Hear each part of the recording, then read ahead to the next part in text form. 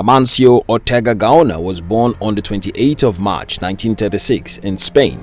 He grew up in a very small and tattered village within the northern Spanish region. He was born into extreme poverty, and his struggle for survival began at a very tender age. His mother worked as a housemaid while his father was a struggling employee at the local railway station. At the age of 14, Amancio dropped out of school and had no hope of returning back. He became an apprentice at a cloth-making store, learning how to make clothes by hand. However, the young teenager underwent this apprenticeship under a fierce condition.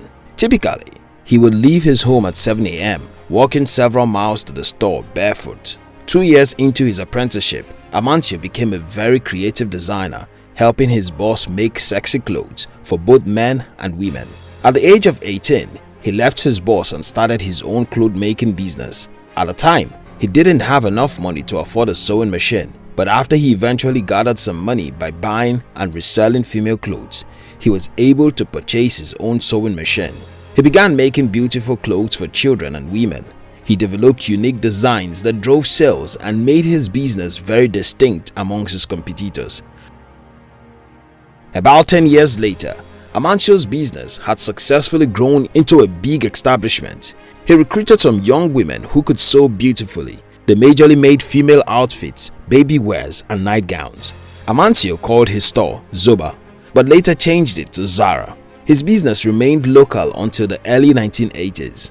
In 1988, after opening several stores in Spain, he opened his first store in Portugal, where fashion was heavily appreciated. A year later, he opened another store in the United States, which led to other expansions in the business. Today, Amancio is one of the most respected figures within the fashion space. He has carved an outstanding niche for himself and his brand. He's currently one of the world's wealthiest businessmen, having an estimated net worth of over $70 billion. Life never gets easier, but we can live a less difficult life by making ourselves strong enough to survive in the harsh conditions of life. In the course of trying to survive amidst the difficulties of life, there is one thing you should never resort to, and that is desperation.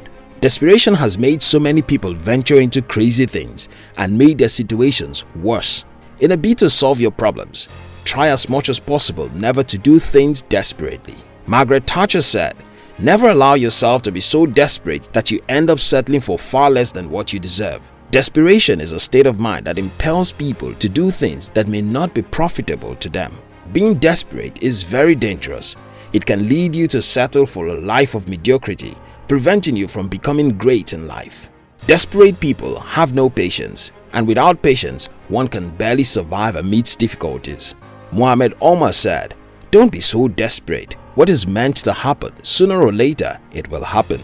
Don't allow desperation in life make you take wrong decisions in life.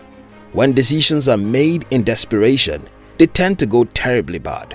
Life may put you in seemingly hopeless situations, but you can always come out of it. Don't let desperation lead you into thinking that your situation is irredeemable. Samuel Adams said, "Being desperate is like being intoxicated.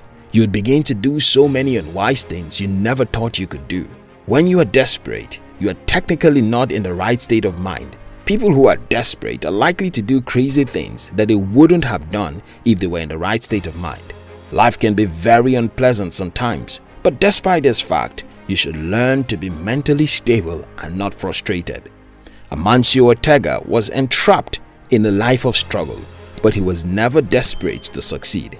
He patiently worked hard until success arrived at his doorstep. Don't be desperate. Your pain won't last forever.